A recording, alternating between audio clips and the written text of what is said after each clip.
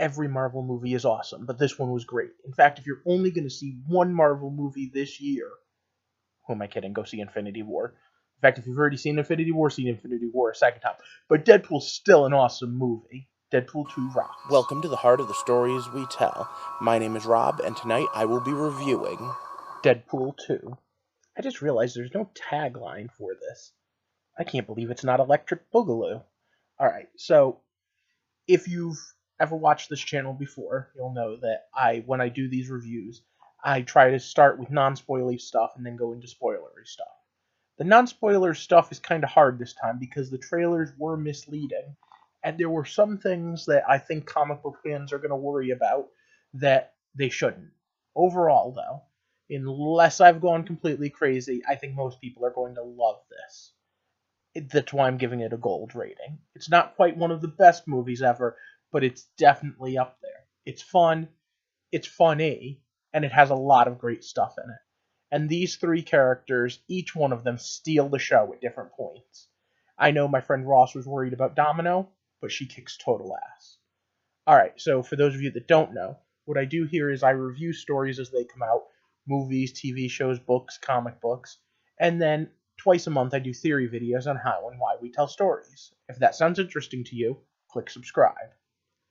Now, this was a weird story. Well, it was a Deadpool story, so of course it was weird. It was pretty much the hero's story, but it was also the man falls in a hole story. Overall, I gave it the rating I did because it's one of those ones that even if the specifics of it don't react to you, in general, it's the story we all know. It's a story of love. It's a story that Deadpool says is a family-friendly one, but I would not go that far. In fact, I'd say that it is a film about family, though. That's definitely one of the themes. Or as Wade puts it, family is not an F word. I know during the first one, which I didn't actually review, that was before I was doing reviews, I got a little upset that Colossus was the butt of the jokes. But he got in on the jokes. In fact, he was the butt of something else, but we'll get to that in this section. So once again, it's stop. Spoiler time. So let's start with the elephant in the room. Normally I start off by talking about characters, and because of that, we're going to start with Deadpool himself, great as always. The other character that's the main character of the show is Cable. And Cable steals the show. They change his origin, though. He's not Nathan Dayspring, he has no connection to the other X-Men, and I'm fine with it. They get all of the main points of Cable across perfectly fine, even by changing those things. And a nice little Easter egg for Hope Summers. The rest of the cast, well, not so much. Domino and Cable rock. Deadpool is awesome. But let's talk about the victim in the room here. So, the girlfriend dies pretty early in the film. Basically, they were like, oh, we don't have a part for her. We don't know how to write a story with someone who's happily in love. So, poof, dead you go. And the rest of the characters that show up don't exactly fare that much better. I'll be honest, going into this, Shatterstar was the one I was most worried about. I'm like, oh, he's one of my favorites. He has a complicated backstory. Yeah, the costume looks like he's kind of pulled from the Liefeld era, but how are they going to do Shatterstar? Well, they're really not. They're going to give him like 3 lines and then kill him. Because the entire concept of this being X-Force was a joke. That's all it really was. A couple of one-liners about, oh, I'm going to make this team, I'm going to do this, we're going to do that. And the scene where they jump out of this plane, they pretty much all, except for Domino and Deadpool, are jumping to their deaths. And this was a little disappointing, because I've heard a lot of talk over the years about them doing an X-Force movie. And these characters are pretty badass characters from X-Force. And I would have loved to have seen it. But at the same time, they kind of just, meh, it's just a joke. And I get that part of that is that they didn't really have the special effects budget to do a whole team, and they didn't have the time to go out and give the whole team their due. But at the same time, I feel like they shouldn't have put so much emphasis on the team and all of these people who basically are glorified cameos just for nothing. Now, I will say I thought that the X-Force team was going to include the X-Men that we saw, but it didn't. Because Negasonic and her new girlfriend are still X-Men and only show up for, again, what's basically a glorified cameo. But it's pretty cool.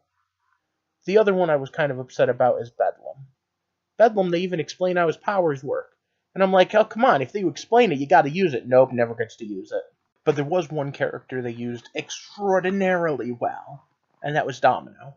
In the comics, her tagline was, things just happen to fall into place for me. And they might have overdone it a little bit in one of the scenes, but no more so than any other character in these ridiculous movies. And it was pretty badass. In fact, she was pretty badass. There's even a fight sequence where she takes on Cable one-on-one and pretty much is holding her own, which is amazing because Cable's pretty much a one-man wrecking crew in this. She also goes up against Juggernaut. Oh yeah, super spoiler alert, Juggernaut's in this.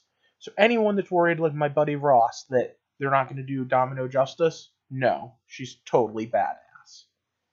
And as for Cable himself, like I said, they changed his origin. He's got a family at home.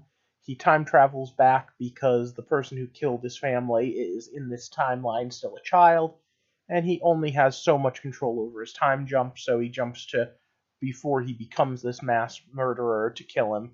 Deadpool needs to prove to him that there's a better way than killing the kid. And then in doing so, Deadpool has to sacrifice himself, but then that's not really a thing because, healing factor. And besides that, Cable just time jumps to avoid it. All in all, it's a pretty good story and a fun one. I especially like the little joke. Now, the one that I wish they hadn't spoiled in the trailer was the, oh, you're so dark. Are you sure you're not from the DC universe? Because that got a big laugh in the theater I was in, but I think it would have been even bigger if we hadn't seen it in the trailers. Now, having said that, there are a couple other things that felt a little off. Specifically, the jokes and the adult humor still kind of grate on me a little bit. Overall, though, it was fun, and I laughed and enjoyed it. My date for the night also enjoyed it. She's not a comic book reader, but she was able to pick up on all the little things and keep going.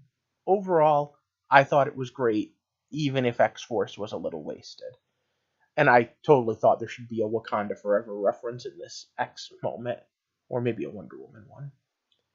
As far as the good, the bad, and the ugly, the good is that it was fun, it did have a good moral, and it was tear-jerking even. There was some heart to this. The bad was that several of the characters were just throwaway characters with glorified cameos. And the ugly is that they kind of go a little overboard with the sexual humor and the swearing to try to guarantee the R rating. But the after credit scene, oh my god, you have to see the after credit scenes. I may have laughed harder at the final one of those than I did at anything else. There were some pretty messed up funny jokes in this movie. But overall, what do you think? Do you think that the R rating meant that they had to push the envelope as far as they did? Or do you just think that's Deadpool? And most importantly, did you like the movie as much as I did? Let me know. And of course, don't forget to like and share this video, and click that subscribe button if you haven't already, because we're forming a whole community here, one where we can talk about and explore how it is and why it is we tell stories. And as we get to the heart of all of the stories we tell, I think that Deadpool is a great example of a love story, a family story, and even a story with some morals, in a surprising place. For now, I hope you have a good night, and thank you for walking with me through the heart of the stories we tell.